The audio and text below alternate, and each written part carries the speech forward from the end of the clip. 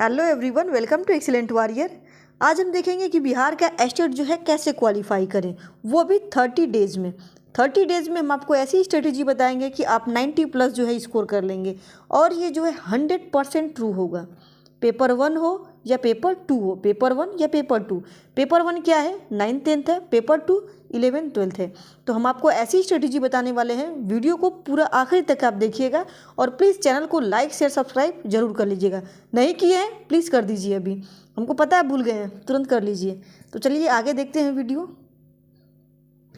तो देखिए, सबसे पहला जो हमको फॉलो करना है वो करना है प्रीवियस ईयर, यानी कि एस्टेट जो हुआ था, 2 एस्टेट हो चुका है पिछला, ठीक है। पिछला जो एस्टेट हुआ है उसका जो प्रीवियस ईयर जो है 1 बाई 1 हमको देखना है। सबसे पहले जो TRE 2 के दौरान जो हुआ था एस्टेट, उसका प्रीवियस ईयर देखेंगे। देखिए, प्रीवियस ईयर देख लीजिए। एक बार हम आपको सिलेबस बता देते हैं कि सिलेबस इसका क्या होता है, पैटर्न क्या होता है। पैटर्न होता है, 2 पेपर होता है। एक पेपर हो जाएगा आपका कॉमन, दूसरा पेपर हो जाएगा आपका सब्जेक्टिव।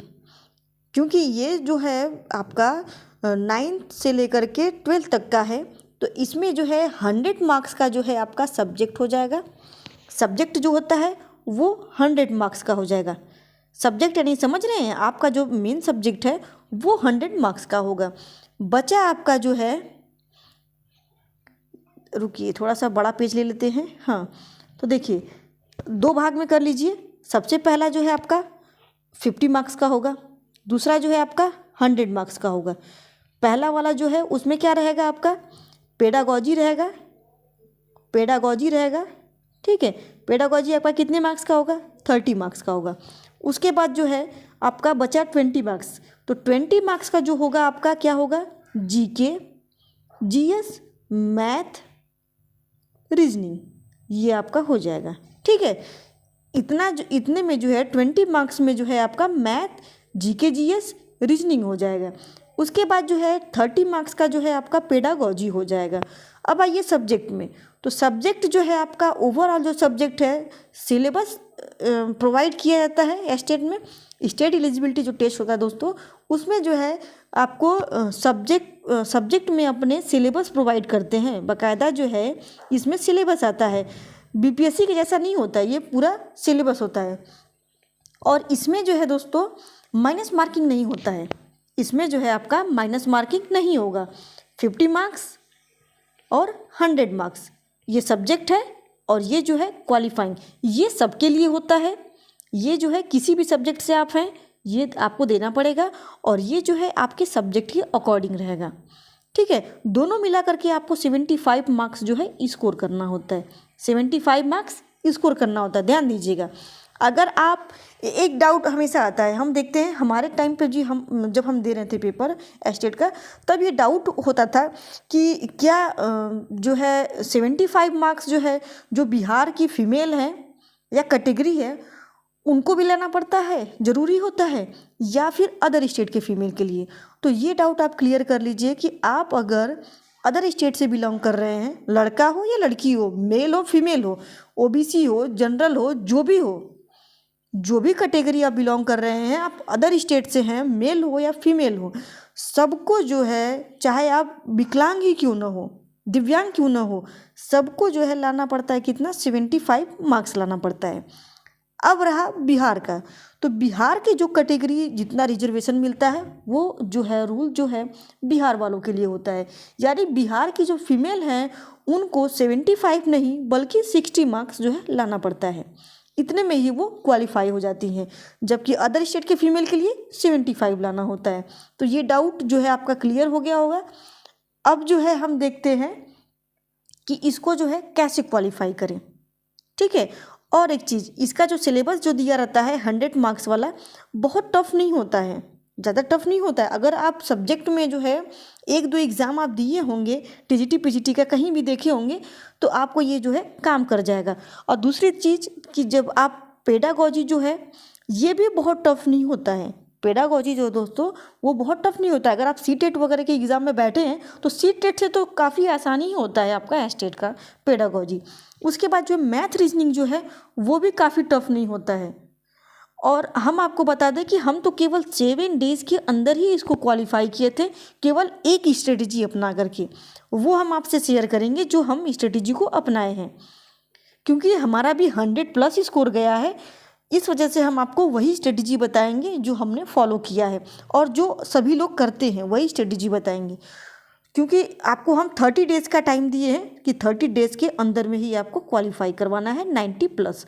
तो देखिए, इसमें जो है दोस्तों, आपको सबसे पहले जो है देखना है प्रीवियस ईयर देखना है। अभी हम आपसे बात कर रहे थे कि प्रीवियस ईयर जो है 2 पेपर जो हुआ है TRE 2 के दौरान, TRE 3 के दौरान।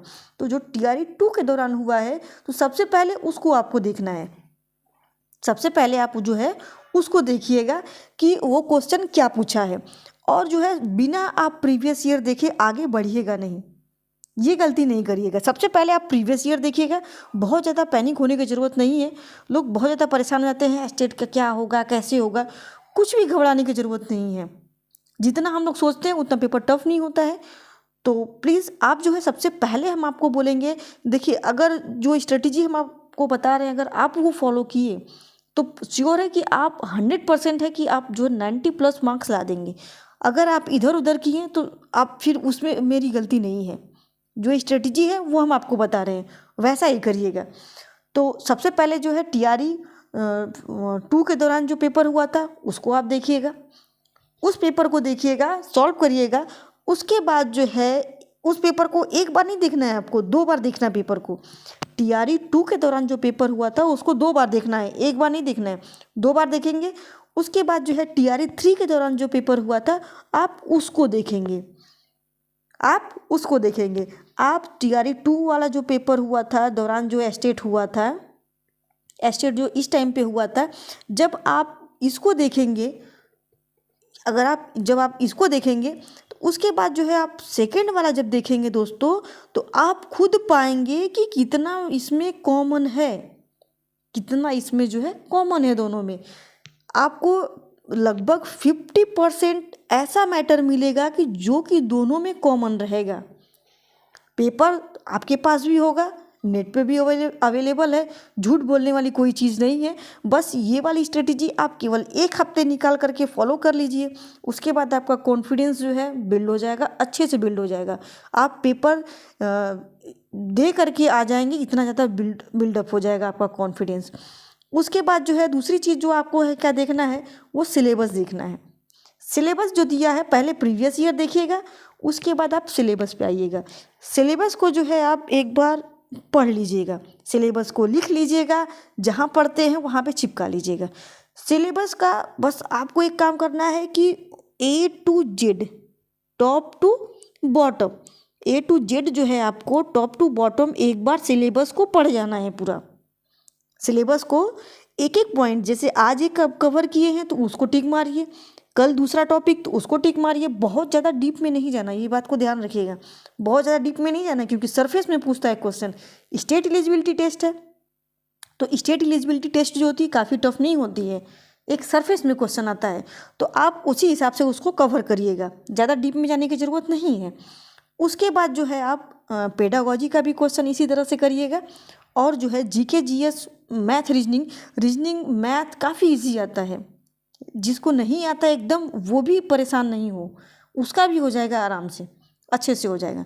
तो ये जो है स्ट्रेटेजी आपको सिलेबस की अपनानी है। क्या करनी है कि A to Z आपको सिलेबस सबसे पहले कवर करना है, उसके बाद ही आप जो है उसके गहराई में जाइए, या फिर आप PhD कर लीजिए, जो भी करना है करिए, लेकिन सबसे पहले जो है सिलेबस को पूरा ख़त्म कर जाइए। कोशिश करिए जितना जल्दी हो सके उतना जल्दी कवर करना है। ऐसा नहीं है कि आप रटिए तभी उसके आगे बढ़िए, नहीं, आपको पहले उसको पढ़ जाना है।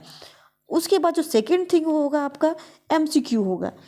MCQ क्या होगा कि जो आप सिलेबस पढ़े हैं, सिलेबस जो पढ़े हैं उसी के ऊपर बेस्ड आप MCQ को सॉल्व कर जाइए, MCQs को सॉल्व कर जाइए, ठीक है। किसी और बुक को आपको पढ़ने की ज़रूरत नहीं है। यूट्यूब पे इतना सारा MCQs कराया गया है दोस्तों, इतना सारा MCQs यूट्यूब पे दिखता है, आप किसी को भी उठा लीजिए, सिलेबस उठाइए, MCQs उठा लीजिए। जैसे जो सिलेबस दिया है आपका पेडागॉजी में कोई चैप्टर है, उसी से रिलेटेड जो है आप अपना MCQs सर्च कर लीजिए। हालांकि हम आपको बस इतना बात बताएंगे कि केवल प्रीवियस ईयर से ही आप निकाल सकते हैं, लेकिन फिर भी आपको श्योर होना है, उसके लिए हम आपको बता रहे हैं कि आप सिलेबस पढ़िए और एमसीक्यूज़ को लगाइए। बाकी तो अगर आप 1-2 एग्ज़ाम दिए हैं तो आप प्रीवियस ईयर से ही क्वालिफाई कर जाएंगे। आप प्रीवियस ईयर देखिएगा, आपको अंदाज़ा हो जाएगा कि क्या जो हम बता रहे हैं वो सत्य है या नहीं है। तो ये रहा स्ट्रेटजी पूरा आपका। ये इतना आप अगर कर लेते हैं तो आपका एस्टेट जो है श्योर आपका क्वालिफाई हो जाएगा, क्वालिफाई जो है आपका हो जाएगा। ठीक है, तो चलिए, उम्मीद है आपको ये बात समझ में आ गई होगी कि कैसे क्वालिफाई करना है। तो चलिए मिलते हैं अगले वीडियो में। और जो इतना हम सब बताए हैं उसके बाद जो है आपका अगर एस्टेट निकल जा रहा है